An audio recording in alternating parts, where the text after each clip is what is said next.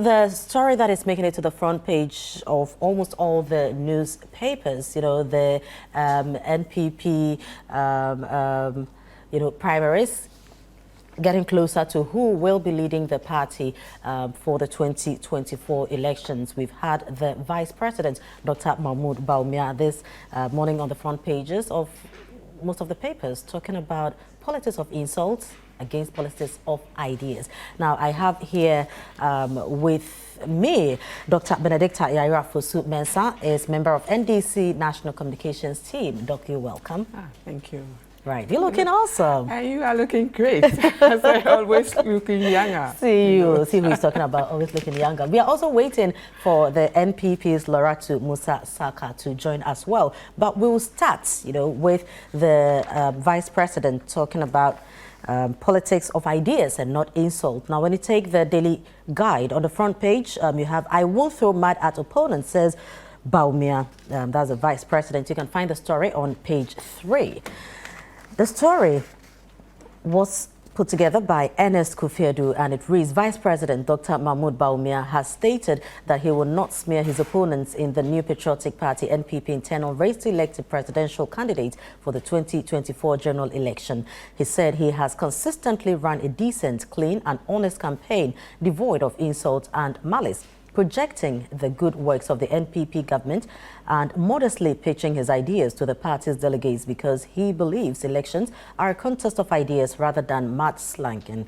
The comments come after his technical advisor and spokesperson, Dr. Gideon Boakon, complained of needless attacks on the vice president by supporters of flag-bearer aspirant Kennedy Japan. Quote, Vice President Bawumia is a good man. In the flag-bearer elections campaign, Dr. Bawumia is the most attacked, the most abused, the most vilified, the most disrespected, the most denigrated, and what. But he is still calm and very focused, unquote, he posted on social media. Now, Dr. Bawumia, addressing NPP members at Goso in their Hafo region, asserted that attacking his opponent is an internal contest. In an internal contest would be toxic, given that the primary objective of every NPP member is to see the party defeat the NDC in 2024. Now, there's a quote from him. "I don't believe in attacking my opponents. I will not do that because it will be toxic and injurious to our party," unquote, Dr. Bawumia stated. So I think that is pretty clear. Politics of insult, politics of ideas, which one are you going for? And really, at this stage, do we really have to attack people's personalities and who they are, rather than giving out our ideas? Doc, this NPP matter, or you think it's an issue of let me mind my business? Well, good morning to our cherished viewers. This is an internal wrangling, and under normal circumstances, I always say that it's not our business to put our mouth in their affair. But it's quite surprising that Bawumia, His Excellency, the Vice President, is now crying foul of somebody attacking him. There's a saying that when you live in a glass house, you do not throw stones. And that is exactly what is happening to the Vice President. We're all in this country when the Vice President consistently attacked His Excellency John Dramani Mahama. Incompetent. I mean, he never mounted any podium without using the word incompetent. But that's not an insult. And it's an insult. Look, if you are working, if you are working and I come to tell you that you are messing up things, you are just an incompetent person. Why are you doing this? Why are you doing that? How would you feel? But is it about feelings? Would you say that I am not insulting you for saying that you are incompetent? When you feel that you are doing the right thing, somebody comes to tell you you are incompetent. So honestly, Bawumia has no business of crying foul because he is one person that is known to be attacking His Excellency John Dramani Mahama on daily basis, and he took joy. It's like when he says it, he laughs. Even when it's not funny, he laughs and laughs and laughs and laughs. And I am surprised that today he's crying foul. I would say that politics is ideas and not insult, as he puts it or he's saying. But over the years, we've seen these things happening. And he, as vice president, is well known. Even currently, as he goes campaigning, he's mentioned or said things that are insult to His Excellency Dramani Mahama. And so he has no business to cry that somebody is attacking him. I am sure that now he's feeling the heat in the court he's won, and he's trying to seek sympathy from other people. But he, as a person, I think does not deserve any sympathy from anybody, because he himself is well known to be somebody who insults, someone who attacks people's personality, somebody who always refuses to speak to issues but rather attack individual. I know, and I mean, over the years, he's made utterances like when the fundamentals are wrong, the exchange rate will expose you, Mahama administration is corrupt, and you ask yourself, what is happening today? Is that attacking personality? So can we not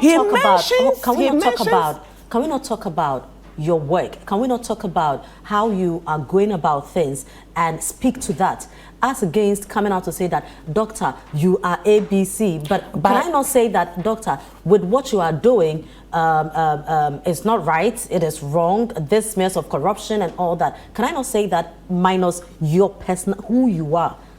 But are we saying that Honorable Kennedy Agyapong is going insulting His Excellency Bawumia? Excuse me to use words like you're a fool, you are this, you are corrupt, you've done this. How is an insult? Insult probably, whatever.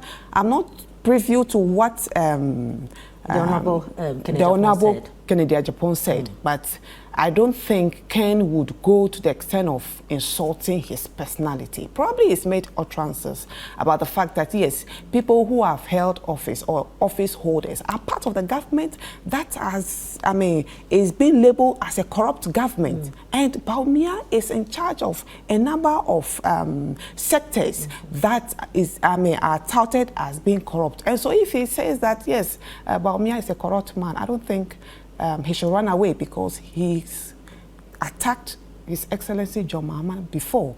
And so if somebody is attacking him, it's just fair that he accepts the heat and endure it, just as how he takes pleasure and joy in insulting or joy in making certain utterances that he thinks that is to the advantage of his party. So for me, I would say that he has no basis to cry foul, but to enjoy it and to know that, yes, it's painful when you attack someone, and probably also disease from attacking His Excellency John Dramani Mahama. Because if you compare these two administrations, you can see that all what they said in the past is virtually playing out to them. He said that that when the fundamentals are wrong, the exchange rate will expose you. And at the time he was saying that a cedi to a dollar was about 3.8 to 4 cedis per dollar. Today, how much is a cedi to a dollar? I mean, he talked about corruption. I mean, for them, they are probably, I'm sure, wearing corruption. Like, corruption has become a cloth that they wear every day. And we talk about messing up the economy. I don't know where one can, I mean, how one can describe this current government. So he has, as I said, I wouldn't sympathize with him, and you shouldn't think that any Ghanaian will sympathize with him by crying foul. But let's look at the way we do our politics in general. Is that not some of the reasons that we are able to even hold people accountable properly? Because when it comes to campaigning and all that, whether internally, whether, you know, a general election, people, instead of giving us your ideas, how you're going to solve problems, how you're going to change the economy, how the life of Ghanaians are going to be better, we just engage in throwing shades at each other. NPP says this about NDC, NDC says this about NPP and all that. At the end of the day, we go to the polls on emotions, go to the polls on who I think I want. Should we not begin to look at ideas and, as a people, even reject people who, candidates who would engage in politics of insults, and charge people to bring us their ideas? I think it's NPP that does politics of insults. But as far as NDC is concerned, we do politics of ideas. I remember 2020 when NDC manifesto was launched. You had your primaries not long ago. You realized that... choose your flag bearer yes, not long ago. Yes, and there was no insult. I don't think you can quote John Dramani Mahama insulting anyone that he contested the flag bearer with. There was nothing like that. During the 2020 election, when our manifesto was launched, you could see that it, as the title indicated, the People's Manifesto. I mean, it became a talk of town.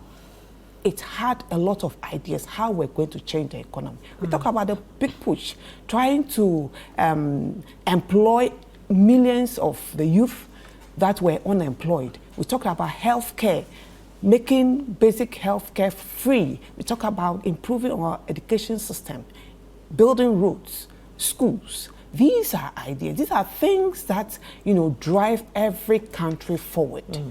But what did we see in NPP and campaign? It was virtually attack. What As did I they said, do? Bawumia, or His Excellency Mahmoud Bawumia, never mounted a podium without attacking His Excellency John Dramani Mahama. Oh, but when we look at that, we also had instances where a former president did say.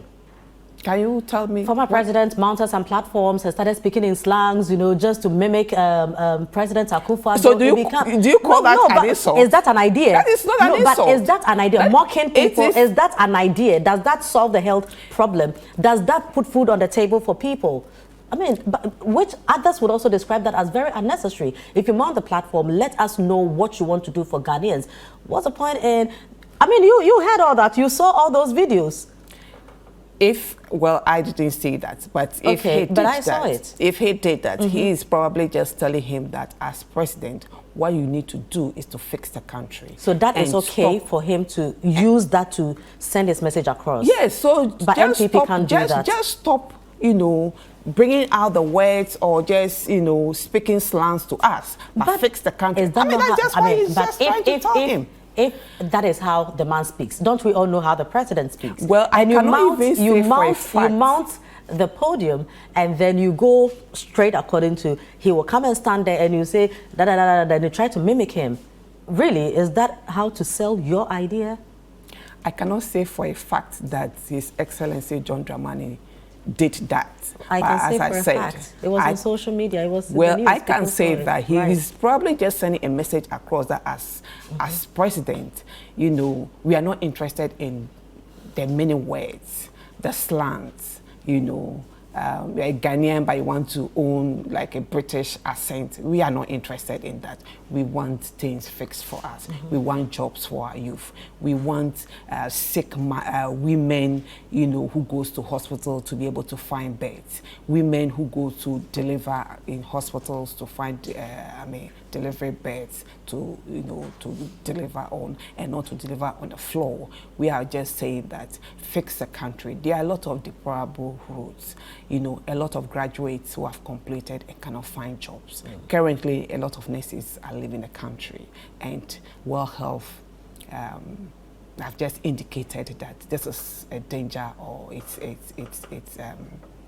it cannot put our healthcare system also in jeopardy, because if we have a lot of our nurses leaving, what it means that we may not have enough nurses, you know, to take care of the sick. And these are things that are, I would say, basic needs that as a government or as a leader or as a president, you should fix. You know, every citizen look up to its leader, and the business of every leader is to make sure that our lives have improved. But from 2016 to date, I think more than 60% of Ghanaians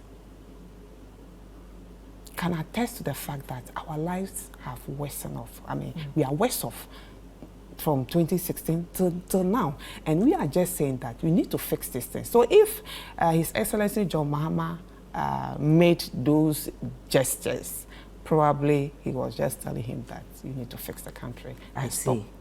So moving on, you know, to 2024 elections, how should politicians, you know, posture be? You and your people, how do you think, you need to present yourselves? Campaign has started more or less, Advise us, you are politicians, advise your people and advise Ghanaians. How should we go about things? We are tired of insults from any quarters. Nobody from NDC, as I said, NDC, we bring ideas. When we say NDC is a nation builder. We are not individual builders or putting money in the pocket of individual, as known by NPP. We built the nation. And so if we are campaigning, most often we campaign on issues. So tell us some of the issues. I mean, with some of the, you say that since 2016, the lives of Ghanaians are not any better. So 2024, what is NDC bringing to the table? Several. Okay. I mean, I'm not here to talk about our manifesto. Of course. At the right time, our manifesto will be launched. But I can say for a fact that NDC would better the economy. When we looked at the economy 2016 till date, as at the time NDC was leaving government, Ghana was owing 120 billion Ghana cedis. But as of today, I'm sure we are running into around 800, if not more, billion Ghana cedis. To the extent that people who have worked hard to even save their money, at the bank or have invested in bonds, have lost their money. We've seen a lot of youth leaving the country because there seems to be no hope. And we can see the level of corruption in this government to the extent that at the time when we were all crying that, or we are all crying that there's no money, you could have a minister, turning her house into a bank. And sometimes I ask myself, if you could have sanitation minister having that amount of money in her house, what happened when you go to the house of the road minister? What happened when you go to the house of the finance minister? And so on and so forth. So NDC is coming to better the lives of individuals. At the moment, there seems to be no hope for the youth. We go to I would say agriculture areas. Almost most of our cocoas are being converted, or cocoa farms are being converted into galamsey. And this just tells us the level of destruction to our environment. Sadly enough, the people that are supposed to help to protect the environment or to prevent this illegal mining going on are the very people involved. I mean, when Professor Frimpong Boateng released, or somehow it leaked, his report, we could see top government officials involved in galamsey. NDC, as we said, we are a nation builder. We intend to change the wrong, or to undo the wrong that NPP have done. When you talk about university, when you talk about secondary school, NDC is known for it. We've built several universities, we've built several secondary schools, we've created jobs. Nurses those days would not finish school and be at home for years. And so NDC is the hope of this country. Where we are currently, there seems to be no hope. So if you are listening to me this morning, I want to tell you that the hope of this country is NDC. Come 2024, do not look anywhere. If we need to all save this country, the next election is a communal labor. Everybody needs to get involved. We need to rescue this country from the hands of the people who have plunged us into a ditch. Today, how much is a gallon of fuel? Today, a liter of friter oil, how much is it? But you know that the president has those spoken. days, a loaf of bread was about 10 cedis, or even less, 8 cedis. Today, there are some bread that a loaf is about 50 cedis. But Doc, you know that globally there have been challenges. The president has consistently made reference to COVID, made reference to Russian-Ukrainian war, and even this morning there are still issues with, is it Kenya? Ruto talking to Zelensky about helping, East Africa and all that. So it's not just a Ghana problem. You don't think that these are genuine issues that have affected our economy? So these economies that we are referring to, how is their inflation rate? Why is Ghana crying foul, or why are they portraying as if Ghana is the most affected when it comes to COVID? Why are they always hiding under the slave of COVID and trying to exonerate themselves? They blame everyone and everything for what is happening to this economy except themselves. You know, what would they say? I mean, we'll come to that issue. Yes, we will. Right. Anyway, thank you very much, Dr. Laurent. We're just coming to talk about the level of corruption, and probably that's one of the reasons why we are where we are. But we will go deeper into that. But let me say welcome to Loratu. Welcome. What happened to you? It's been unusual of you. One of those, very, very. One of those mornings. It's okay, but the vice president, you know. But I was following. Okay. The interesting so I'm sure you know where we are now. The vice president Bawumia talking about politics of insults, campaign of insults, you know, and he says that he's going to engage in ideas, bringing out his ideas and not insulting anybody. And this is to the camp of the Honorable Kennedy Japan. Do you have problems in your party? Why are you insulting each other? Good morning, Frema. Good morning to Doc. Good morning to US. Sorry for being late. It's been hectic. But I was following what Doc was saying. I mean, what else do you expect a well-meaning vice president to say? Why do we get ourselves into serving our people? What will you use to serve people is ideas. But you know, when you talk about insults, I like the way Doc gleefully and nicely avoided pinpointing one insult of His Excellency the Vice President on the former president. When it comes to insults, I mean, we know the doyens of insults in this country. We know the people that even if they are not talking, they are either using barazoo or slapping people or holding people's parts that we can mention on TV. You know, she should be able to tell us that Vice President Bawumia, then a vice presidential candidate, then said A, B, C, D. We had people tell youth in this country, she's talking about youth for employment for youth. Yeah, hope for them.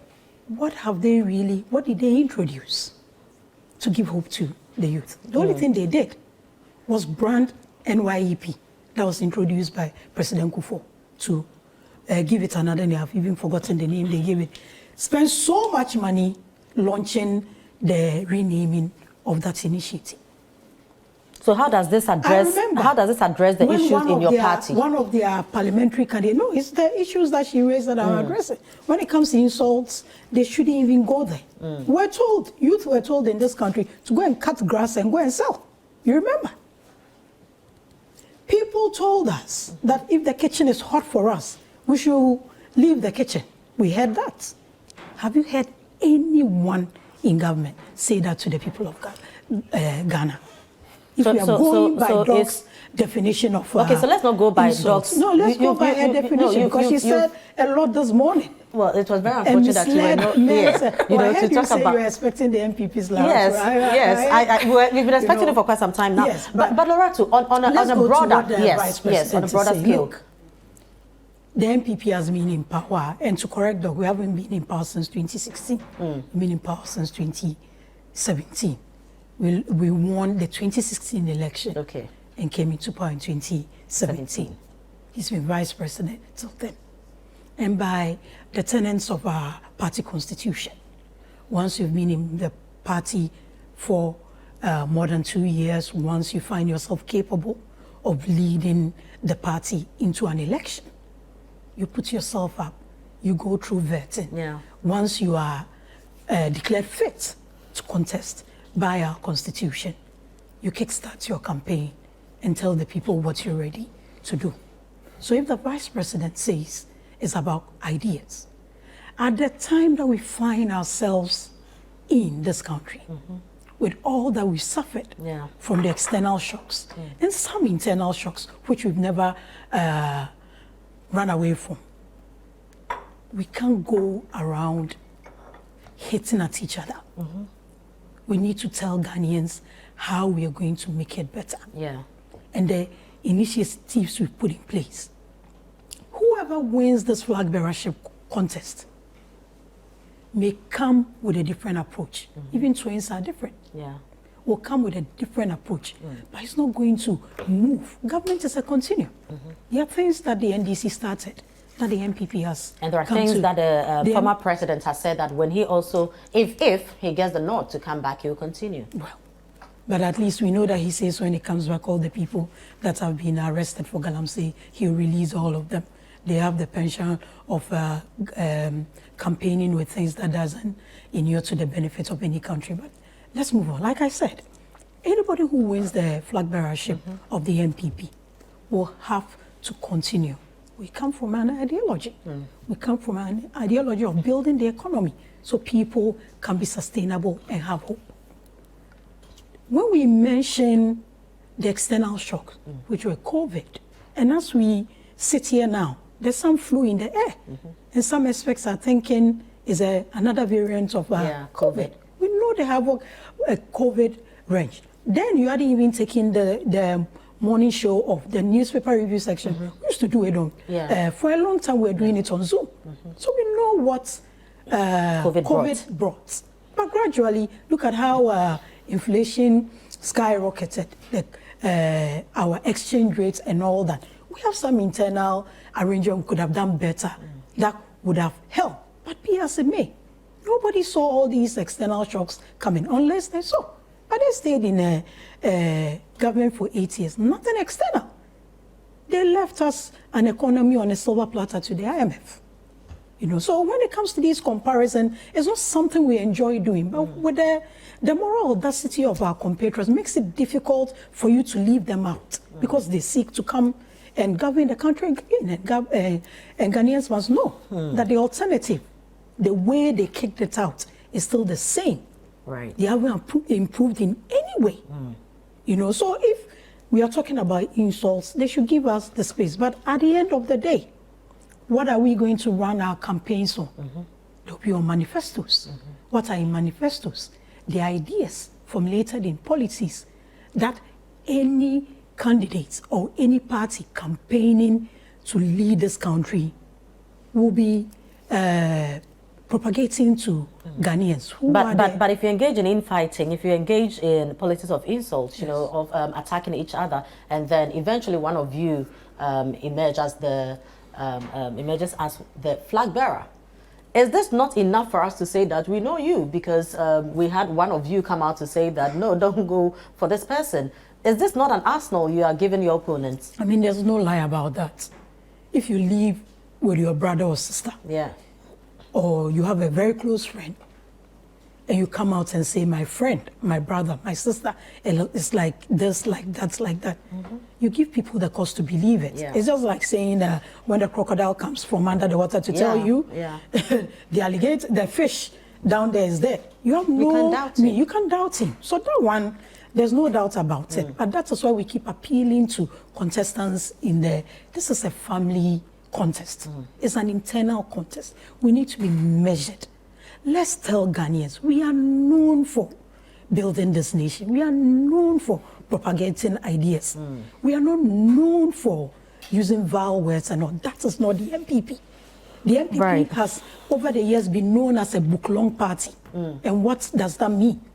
We are full of ideas, we are full of policies, and anytime, even the NPP, when they were in power, NPP was in power, what we did was prefer solutions. Not go and sit outside meeting rooms and throw stones at people. But the people say still they are hungry. Of course, there are challenges. We haven't denied that. There are measures being put in place to make sure that all these things are assuaged. Right. Thank you very much.